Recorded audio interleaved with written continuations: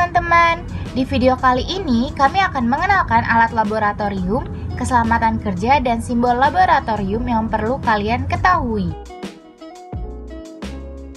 Video ini dibuat oleh kelompok 6 untuk memenuhi tugas kimia. 10 contoh alat yang terdapat di ruang laboratorium. 1. Fungsi gelas ukur adalah sebagai alat untuk mengukur volume larutan.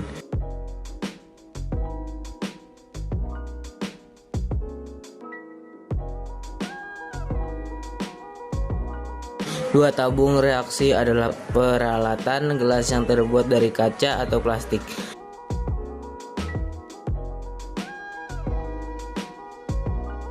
Tiga, labu ukur digunakan mengencerkan hingga mencapai volume tertentu.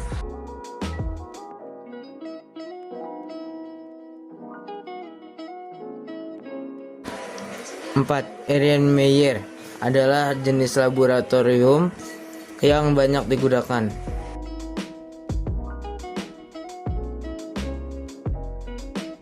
5. Gelas piala berfungsi sebagai penampung.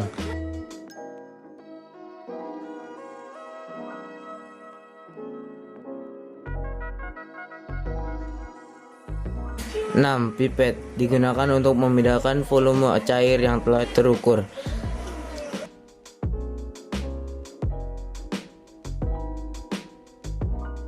7. Pipet gondok atau pipet volume.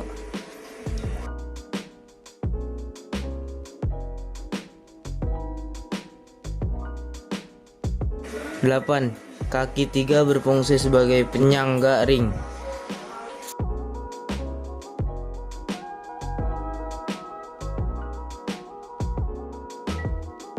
9. Rak tabung reaksi adalah alat yang umumnya terbuat dari kayu.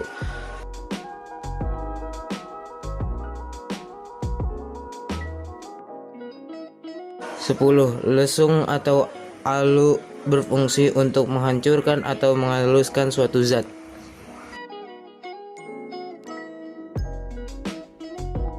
Beberapa tata tertib di laboratorium kimia yang perlu kalian perhatikan agar tidak terjadi kecelakaan.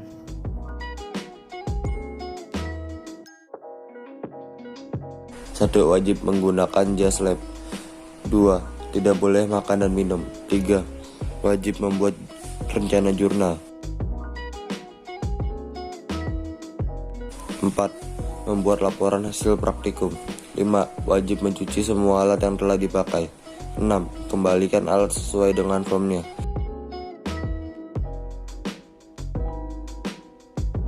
7. Aman dan tenang. 8.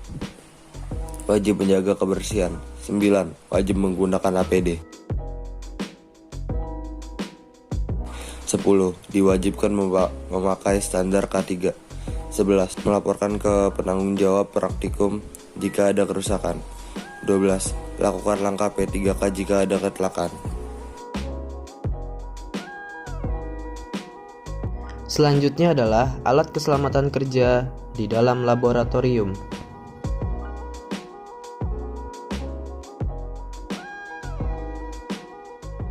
Jas laboratorium. Jas laboratorium atau yang biasa disebut juga dengan lab coat berfungsi melindungi badan kita dari percikan atau bahan kimia yang berbahaya. 2. Kacamata keselamatan. Kacamata keselamatan juga dapat melindungi mata kita dari percikan, larutan bahan kimia atau yang panas yang sedang bekerja di ruang laboratorium. 3. Sepatu keselamatan. Jadi kita tuh kalau di ruang laboratorium nggak boleh pakai sepatu sendal. Karena kenapa? Sepatu sendal itu nggak bisa ngelindungin kaki kita dari bahan kimia yang tumpah. 4. Pelindung muka atau yang biasa disebut juga dengan face shield. Biasa digunakan untuk melindungi muka kita dari panas, api, dan percikan material lainnya. 5. Masker gas. Bahan kimia atau reaksi kimia yang dihasilkan bisa mengeluarkan gas berbahaya. Oleh karena itu, masker gas sangat cocok digunakan untuk kita, sehingga gas berbahaya tersebut tidak terhirup. 6. Kaos tangan, atau yang biasa disebut juga dengan glove, melindungi tangan kita dari cacaran larutan kimia yang membuat kulit kita gatal, melepuh, dan lain-lainnya. 7. Pelindung telinga atau yang biasa disebut juga dengan hair protector. Alat ini lazim digunakan untuk melindungi telinga dari bising. Berikut ini akan kami tampilkan contoh alat keselamatan. Yang pertama, pembasuh mata. Kedua, fire blanket. Ketiga, safety shower. Keempat, spill neutralizer. Kelima, first aid kit. Keenam, alat pemadam api. Ketujuh, pintu keluar darurat. Dan yang terakhir, ruang asam. Selanjutnya, saya akan menjelaskan tentang simbol-simbol bahan kimia yang ada di ruang laboratorium. Pertama, ada simbol iritan, yang berarti bahan ini dapat menyebabkan iritasi, luka bakar, dan gatal-gatal pada kulit. Kedua, ada simbol harmful yang berarti bahan ini bisa merusak tubuh apabila terkena langsung dengan tubuh.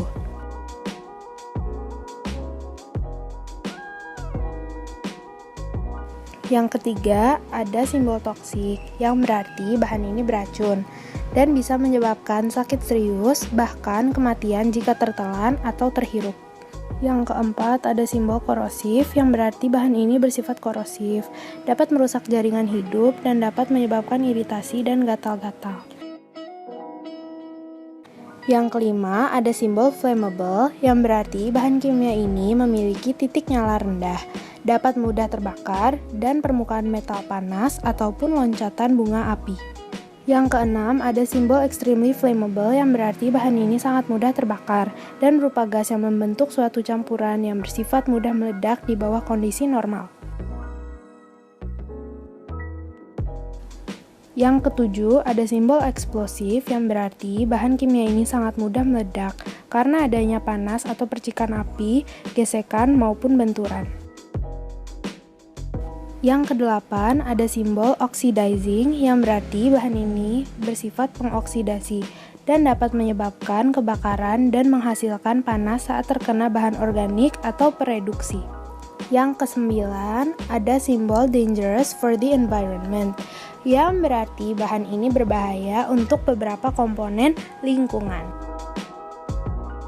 Dan yang ke-10, ada simbol flammable solid yang berarti bahan ini adalah padatan yang mudah terbakar. Itu dia video dari kami. Terima kasih sudah menonton. Jangan lupa like, comment, share, and subscribe. See you guys. Bye.